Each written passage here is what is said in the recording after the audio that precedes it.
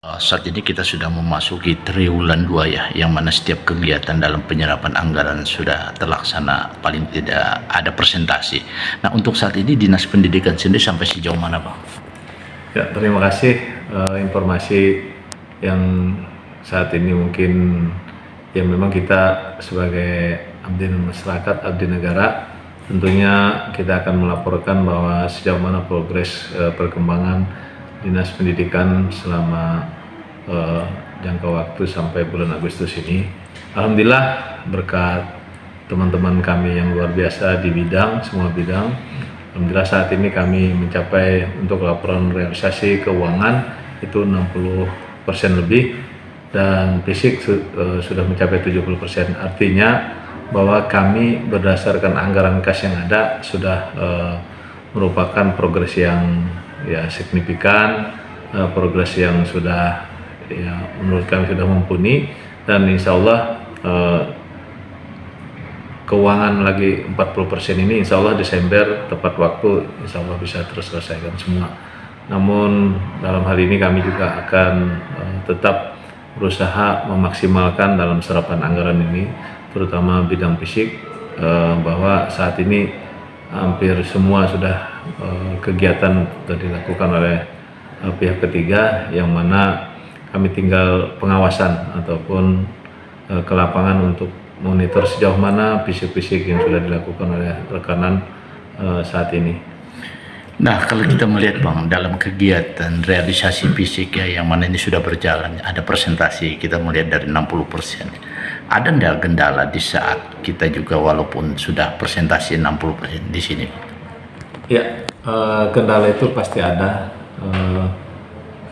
tapi tidak terlalu berpengaruh terhadap realisasi kami atau progres kami. Memang kendala di sini kebetulan kita startnya itu dari saya sebagai PLD itu dari bulan April, jadi startnya itu agak terlambat sehingga mungkin dalam pelaksanaan ataupun serapan itu mungkin agak terkendala sedikit, tapi kami berusaha untuk memaksimalkan teman-teman kami yang ada, dan alhamdulillah hambatan itu sudah kami lewati. Ya, alhamdulillah, memang semestinya kalau normal barangkali ini sudah hampir keuangan itu hampir seharusnya 70%, tapi kami bersyukur sudah 60% lebih, ya hampir mendekati daripada sesuai aturan pemerintah. Dan informasi bahwa untuk serapan DAP se-Indonesia, kita Kobar menempati peringkat pertama se-Indonesia untuk serapan DAP. Nah, kita bersyukur bahwa ada beberapa dinas yang serapan DAP-nya sudah maksimal, termasuk kami juga. Jadi kita bersyukur, dan tentunya masyarakat Kobar bangga bahwa serapan DAP ini sudah artinya mungkin baru tahun ini kita dapat ranking pertama di daftar serapan DAP seluruh Indonesia. Jadi ini merupakan salah satu yang cukup luar biasa ya untuk dalam penyerapan anggaran gitu ya, Bang? Iya, menurut kami ini adalah prestasi pemerintah daerah Kota Waringin Barat, yang mana serapan DAP-nya maksimal di antara kabupaten mungkin 500, kurang lebih 500 kabupaten kota di Indonesia, kita termasuk yang nomor 1 untuk serapan DAP. Itu berdasarkan data dari kementerian terkait yang ada di pusat. Nah, kalau kita bicara DAP, Bang, sedikit, Bang, persentase DAP itu mencapai berapa miliar, Bang? Kita untuk Kobar ini 107 miliar kalau nggak salah, sementara kita di Dinas Pendidikan kurang lebih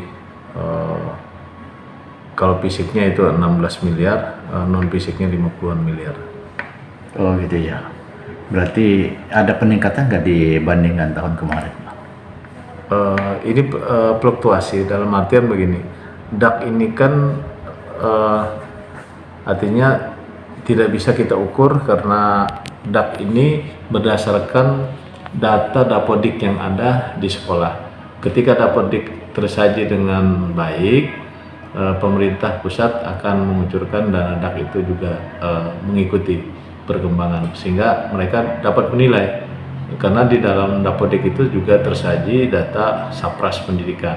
Nah, sehingga ketika Sapras itu dianggap mungkin perlu direhab, perlu dibangun, maka kita akan bisa naik. Tapi ketika di sekolah kita itu mungkin sudah banyak yang baik bangunannya dan sudah lengkap, barangkali akan menurun.